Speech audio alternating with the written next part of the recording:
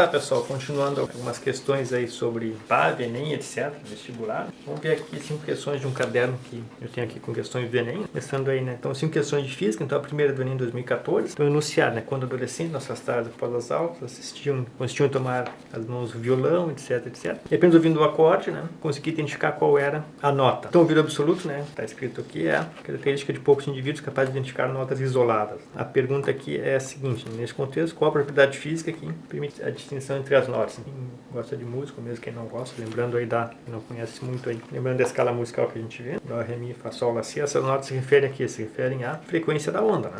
Então, o que permite distinguir as notas, o som está associado à característica da frequência. As outras respostas aqui não se referem a essa característica. Então, amplitude, intensidade, não tem nada a ver com a frequência, a velocidade de propagação também depende do meio, então a resposta certa aqui seria a frequência, né? Que é a característica associada às notas, né? A segunda questão, qual é a segunda questão? O que aconteceria com o nível da água, né, de um tanque, com essas medidas aqui, né, colocássemos um objeto cujo volume fosse 2.400 centímetros cúbicos. Então o que acontece, né? Esse tanque tem altura total 25, mas aqui tem 5 centímetros sobrando, então só tem água até a altura 20, né? Então se eu colocar um objeto de 2.400 centímetros cúbicos, o que aconteceria com esse volume, né, de água, né? Ou seja, quanto ele subiria? Então, para resolver essa questão, né, eu posso pensar simplesmente que como eu tenho a base é 40 por 30, então o meu volume que eu vou acrescentar 2.400 centímetros cúbicos, eu não preciso pensar na forma do meu objeto, como se eu fosse colocar, né, mais 2.400 centímetros cúbicos de água, né? Ou seja, como se meu objeto tivesse de dimensão, né, 40 por 30, qual seria a altura, né, para completar esse volume que vai ser adicionado. Então, o que eu teria que calcular? Eu teria que calcular 40 vezes 30,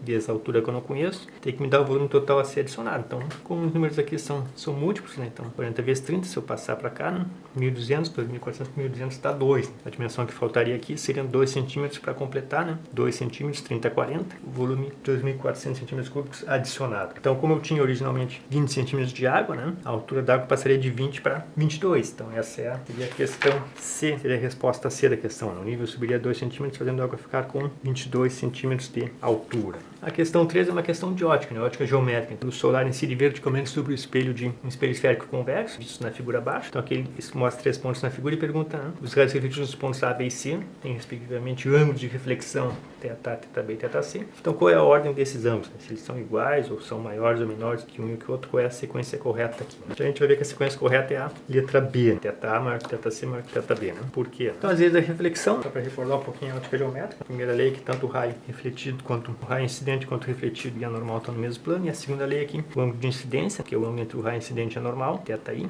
é igual ao ângulo de reflexão, né, que é o ângulo entre o raio refletido e a normal. Então essa é a lei da reflexão. Então, se a minha superfície é plana, é fácil fazer a figura, né, mas se eu tenho uma superfície que não é plana, experimentalmente a gente só considera a superfície tangente, a minha normal, definição, normal geometricamente é uma superfície que não é plana, pega uma superfície tangente, no caso da esfera, é a superfície que é perpendicular ao raio, e a partir dessa superfície eu posso desenhar a minha direção normal, tá bem? Então no ponto B, né, meu raio incide exatamente na direção normal, então ele é refletido para lá. E no ponto C, está mais próximo de B do que A, então a minha normal está mais próxima de B do que a normal em A. Então o θA aqui vai ser maior que θC, vai ser maior que θB. Então essa seria a resposta, que seria a letra B, né? Então θA maior que θC, maior que θB, né? Ok, então a questão 4, vocês leiam com calma aí, mas essencialmente é o seguinte, então eu tenho aqui, né, uma geladeira, uma tomada e uma lâmpada, né, e o eletricista quer medir a tensão elétrica aplicada à geladeira e a corrente total que passa por esse sistema, né, e a corrente que passa só pela lâmpada, né. Ele dispõe de um voltímetro de 2 e de 2 amperímetros, né. Como que ele tem que ligar esses 2 amperímetros e o voltímetro, né, para medir a tensão na geladeira, a corrente total, que seria a soma das três aqui, e a corrente que passa só pela lâmpada, né. Então esse é o nosso problema. Então se eu quero medir a tensão na geladeira, eu vou ter que associar um medidor, né, um voltímetro em paralelo, que a gente sabe que, né, equipamentos em paralelo estão ligados à mesma tensão, né? Tem a mesma tensão que a geladeira, eu vou ter que ligar em paralelo. E a gente sabe que a corrente, ela é a mesma quando eu tenho dispositivos em série. Então, se eu quero medir a corrente na lâmpada, eu tenho que colocar meu amperímetro em série com a lâmpada. E a corrente total, eu vou colocar aqui ou aqui, para pegar a soma de todas as correntes que saem dos nós, que é uma das leis dos circuitos para a gente resolver, né? A lei de Kirchhoff. Se eu olhar as minhas opções, a minha opção é a letra E, porque aqui eu não vou medir a tensão na geladeira, porque está em série. Aqui eu não Não vou medir a corrente pela lâmpada, porque a corrente se divide por esse nó. E aqui também é a mesma coisa. E aqui também eu não vou medir a corrente total, né? Porque aqui a corrente se divide pelos nós, né? Nesse nó a corrente divide, então aqui eu não pego a corrente total, nem aqui, né?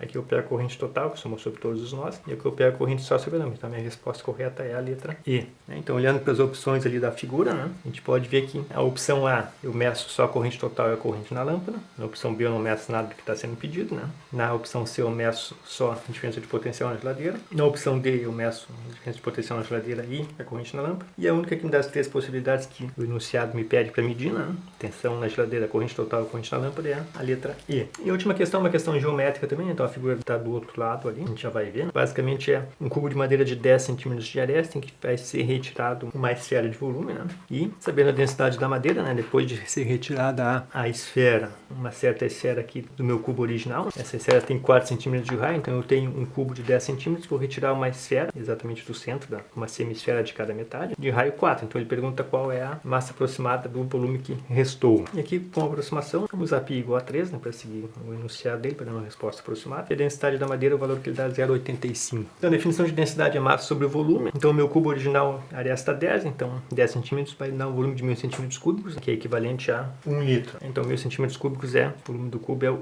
volume dado pelo cubo da aresta. Meu L aqui ao lado são 10 centímetros. Então 10 ao cubo dá 1000 centímetros cúbicos. Eu chamei a aresta de L. Então qual é a massa original de madeira que eu tenho nesse cubo? Então é só multiplicar, né? É só multiplicar ρ sobre V, ρ vezes V. Né? Densidade é massa sobre o volume, passa o volume para cá, massa é ρ vezes V. Né? Então se a minha madeira tem densidade de 0,85 gramas por centímetros cúbicos, o meu cubo original tem 1000 centímetros, eu vou ter 850 gramas da massa total original. Então tá, terminando agora esse exemplo aqui. Então a gente viu que um cubo de 10 centímetros de aresta, né? Aresta L, vai ter um volume de 1000 centímetros cúbicos, que é a aresta ao cubo. Tá? Então mostrando a densidade de 0,85 gramas por centímetro cúbico, o cubo completo vai ter 850 gramas, o cubo inteiro. Então o problema diz que foi retirado, né, de cada metade uma semisfera, então do cubo todo foi retirado uma esfera de raio 4 centímetros. Então usando a aproximação da questão lá, a esfera vai ter o volume de 4/3 de πr ao cubo, vocês confiram aí, né, 256 centímetros cúbicos. Né? A pergunta é qual a massa da quantidade de madeira que restou, né, depois que foi retirada essa esfera, tá? Então a gente calcula a massa usando a mesma expressão da densidade de antes, né? A gente calcula a massa do cubo inteiro, agora vamos calcular a massa da esfera, fazendo densidade vezes volume da esfera, e vou ter 217,6 gramas, né? E a resposta vai ser então a massa total menos essa massa que foi retirada. A massa do cubo inteiro menos a massa da esfera de madeira é a massa que restou no pedaço de madeira, que então vai ser 850 menos 217,6, vai dar 632,4 gramas, que é a resposta correta, a letra D, né? É o número mais próximo da resposta, juntando a aproximação que ele fez. Então a gente subtraiu do cubo completo a massa total 850 gramas, subtraímos o valor da esfera que foi retirada, né? E essa é a resposta e a letra D, tá bem?